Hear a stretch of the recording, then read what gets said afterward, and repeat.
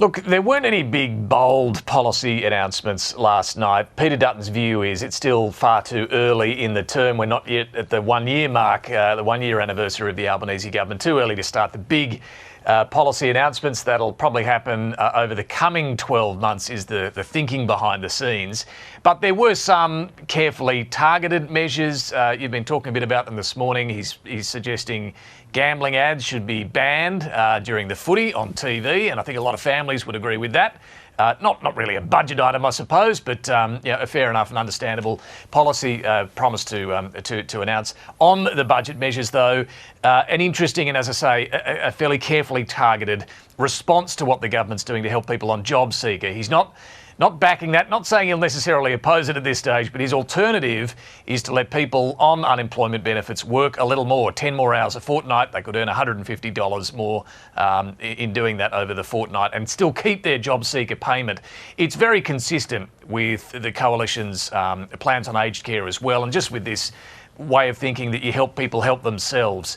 But I got to say, the things that were missing last night were any answers to the two biggest concerns the Coalition's been raising all week about the budget: inflation and migration. We've heard a lot, and we heard more last night in the budget reply, that both inflation and migration are too high. We didn't really hear solutions as to what the Libs would do to bring them down. And the other key attack point for the Coalition all this week was, in their view, the government's ignoring Middle Australia. A fair bit of support for concession holders, pensioners, you name it, but nothing for working families. Does the argument stack up in your view? Look, there are some measures, Michael, for Middle Australia, if you like, and the government will list them as tripling the bulk billing incentive. That's for all children, so Middle Australia had plenty of kids. If you can find a doctor that bulk bills, well, great. The energy price caps certainly help Middle Australia. The childcare subsidies that were announced in the last budget, they kick in from July. That helps Middle Australia, the extra subsidies there. But look, I do think it's fair to say Middle Australia wasn't the target of this budget. It was more for those on support payments, on unemployment benefits, rent assistance, single parenting payment and so on. The reason the government hasn't splashed a lot of money on Middle Australia is the inflation problem. They don't want to put up inflation. You've heard this from Jim Chalmers all week. Very careful to say this budget's not going to put upward pressure on inflation, is his view, the view of Treasury and so on. And again, that's why it's a little curious that one of the other complaints that Peter Dutton raised last night was that the government hasn't extended for another year this $11 billion low and middle income tax offset that is targeted at Middle Australia. That would absolutely be inflationary if they did splash that again right now, where inflation is where it is. So, look, I think what Peter Dutton is really trying to do here is signal to Middle Australia that he is interested in giving them more. They are hurting with interest rates. They are going to be hurting more as the year goes on, as those interest rates really start to bite harder. So, he's putting down some markers, but without real, detailed solutions.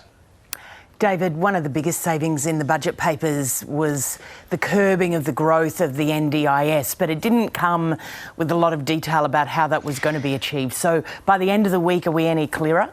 We're getting a bit more information on this, Lisa, and it is a huge saving in the budget that they've banked. $74 billion over the decade. Now, NDIS spending will still grow. This is about flattening the curve of growth, if you like, and banking that $74 billion, as I say, it's a whopping number. What this will involve is about 4 or 5 different elements to it. Yes, cracking down on fraud and unethical behaviour by service providers. They can save a bit there. Stopping some of the 6 and 12-month reviews for people who clearly have long-term disabilities that don't need those sort of reviews. That'll save a bit of money. The biggest chunk of the saving, though, is better managing plans. And the example given is a boarding house that might house people with intellectual disabilities and manage their plans. And those plans are being run down, the money's being run down very quickly, and then they're asking for more. And the government wants to better monitor, better police, if you like, how that money's being spent in those plans and in those sort of boarding house situations. So, look, it hopes it can save, expects it can save a lot by doing that.